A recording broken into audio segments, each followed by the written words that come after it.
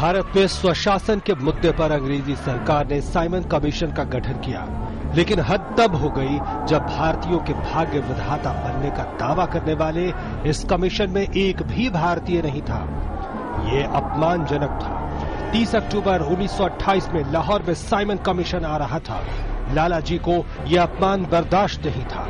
भारी विरोध प्रदर्शन हुआ, लेकिन पुलिस ने भी ताबड़तोड़ लाठियां चलाई। लालाजी को लाठियों ने बुरी तरह घायल कर दिया।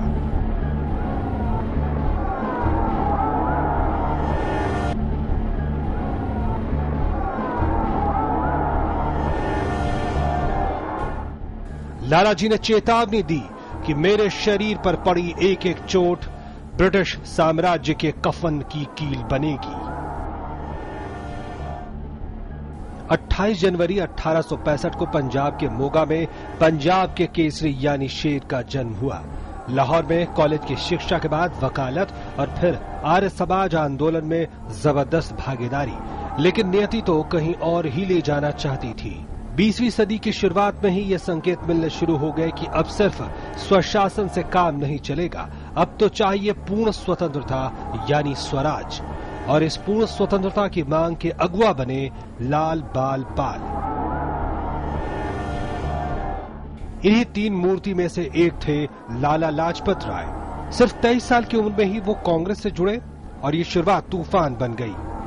1920 का असहयोग आंदोलन हो या रॉलेट एक्ट का विरोध, पंजाब के पूरे इलाके में विरोध की सशक्त आवाज लालाजी बने रहे।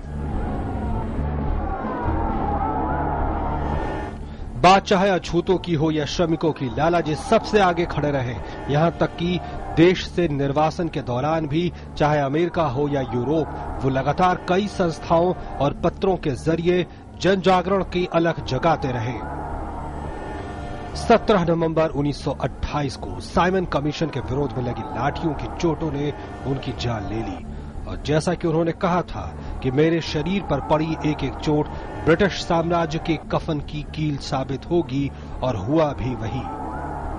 लगभग एक महीने बाद ही भगत सिंह और उनके साथियों ने लालाजी की मौत का बदला ले लिया।